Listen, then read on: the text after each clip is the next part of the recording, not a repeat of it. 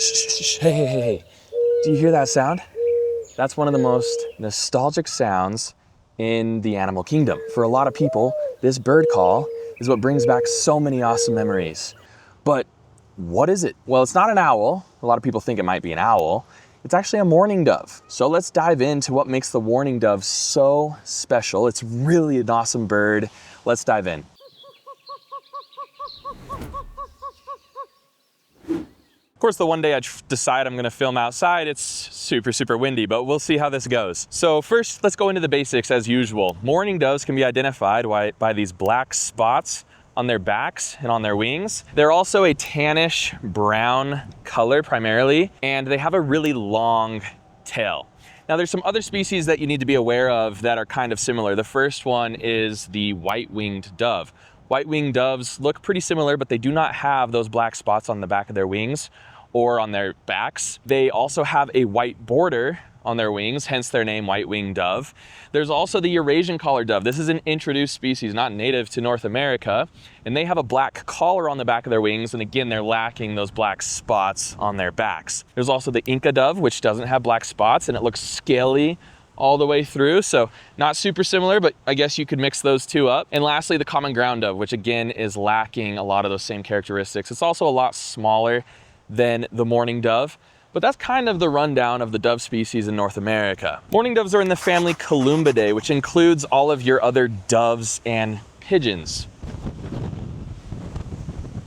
This wind is actually insane, so maybe we'll be finding a new spot here in a minute. Its genus is Zenaida, and that stands for the Princess Zenaida Laetitia Julie Princesse Bonaparte. But what the heck does that mean? So the original ornithologist who named the species named the bird after the wife of this ornithologist named Bonaparte. So very interesting. Also, this dude's wife also happened to be his cousin, which I guess was common back then, but I think you probably need to know that. The last part of its scientific name is Macroura, and this comes from the Greek word macros. This means long, and oros means tail. So long-tailed dove. Let's get out of this wind. All right, that's a lot better. Not as much wind over here. Mourning doves actually have a conservation status of least concern, meaning that they're doing pretty well across the United States. All bird species are declining, but some, like the mourning dove, are declining a lot less than others. There's also 5 subspecies of mourning doves, but they look so similar to one another, and they're kind of just divided by region that I'm not really gonna go into it in this video. But let's talk about their range. Mourning doves are actually found, they're one of the few species that cover almost the entire continent of North America. In fact, they cover all the way from the northern states all the way down into Mexico, and they really just stop at South America. During the breeding season, they do push further north into southern Canada, and then during the non-breeding season, they do push further south into southern Mexico and more of that Central America little bridge. One reason why this species can be found throughout North America is that they're a generalist species. So they do quite well in a variety of different habitats. They don't super love really thick forests and thickets.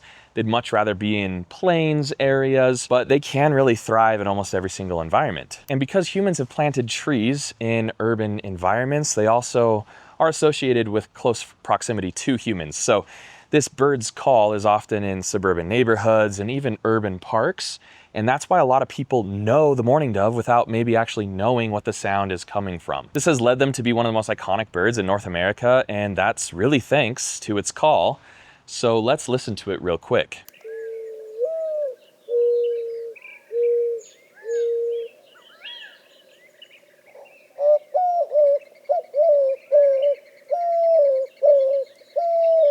So yeah, that's the mourning dove's iconic call. You've probably heard it throughout your life at a certain point in your life, and maybe there's a memory associated with that really soothing, sad call of the mourning dove. But they also make a variety of different coos, and they also, when they take off and fly with their wings, you'll hear a whistling sound. A lot of people think that's the bird making a whistling sound like an alarm call, but really it's their wings. Their wings cut through the air and make a whistling sound, which is also really cool. Mourning doves are extremely fast flyers. They've evolved to evade really quick predators, like things like the peregrine falcon and other hawk species.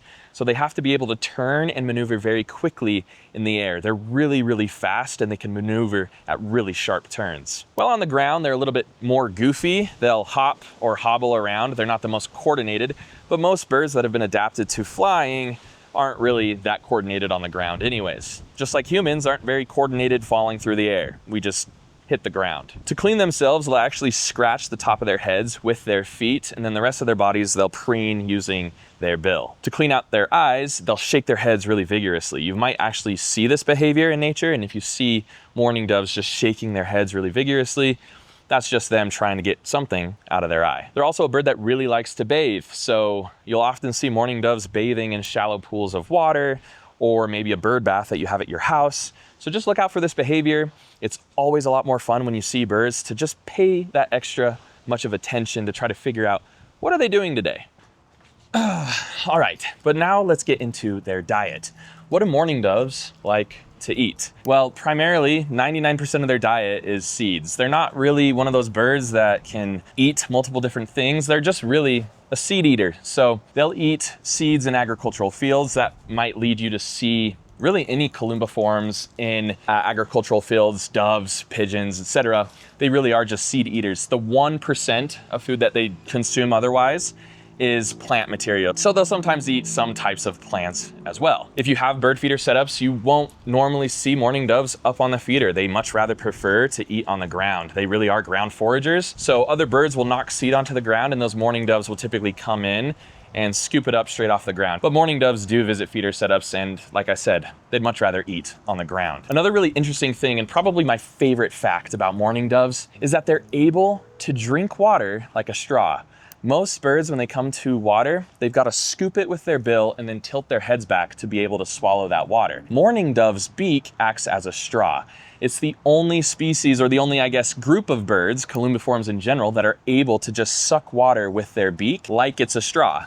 That's absolutely amazing, and it's really helped them to adapt. Another cool thing is that mourning doves can actually survive on water that's like 45% salinated water, salt water, right? They're able to drink a lot of water and be in a lot of places that other creatures in the animal kingdom aren't able to participate in. I gotta show off the beautiful plants here. Mourning doves are also seasonally monogamous, and to attract a mate, they'll actually make a variety of sounds, including a lot of coos.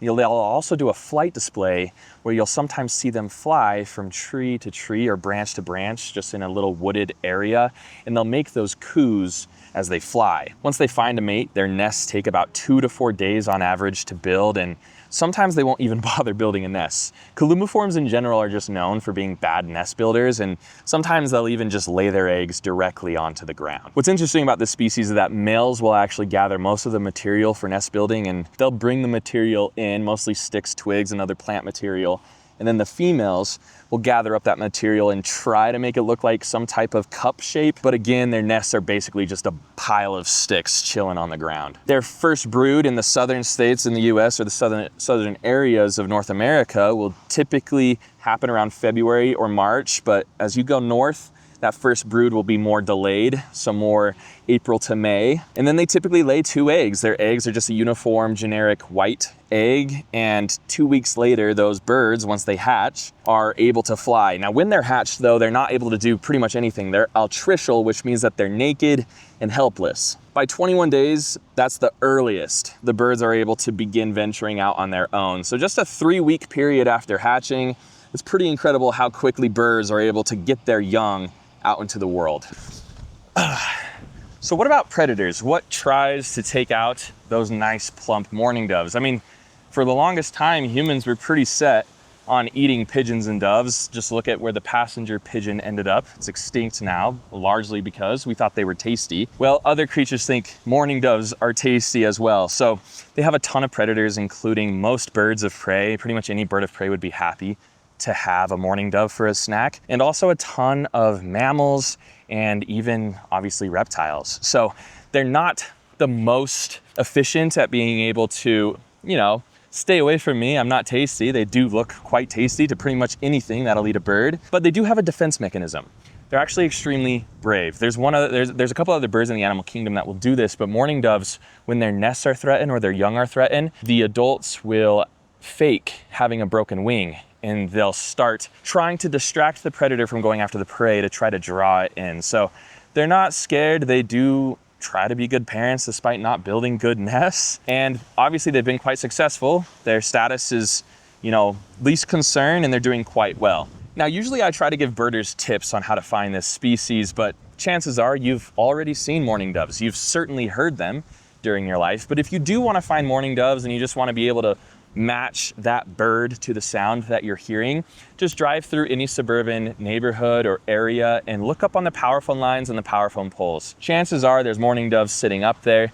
Just remember to distinguish them from either white-winged doves if they're in your area, or of course the introduced Eurasian collared dove. And then just a few more fun facts about mourning doves that I think you might like to know. So one, they produce milk called crop milk, and the young doves will actually feed on this milk for the first couple days of their lives. This is a trait that's pretty unique to columbiforms. It's not something you find often in the bird kingdom, so that's pretty cool. They have a special pouch in their throat called a crop, and they can actually store thousands of seed into that pouch at one time. So you'll actually see a lot of times when you see mourning doves frantically picking up seeds in a field or in an area around your feeder, they're probably just filling up their crop so then they can take it somewhere safe to consume it, save it for later. They really like their leftovers. Well, there you have it, mourning doves, one of the coolest birds in my opinion in the animal kingdom. But let me know in the comments below, what's your favorite mourning dove fact, or what does mourning doves, or what do mourning doves mean to you? As always, make sure you check out Bright-Eyed Birding, where I take you on weekly birding adventures